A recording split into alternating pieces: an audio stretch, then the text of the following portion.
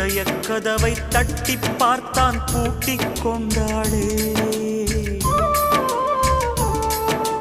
திறக்காவளும் நினைத்த போது திகைத்து நின்றாளே. நாயகி வரும் முன்னே நாடகம் முடிந்தது, இதுதான் காவியமா?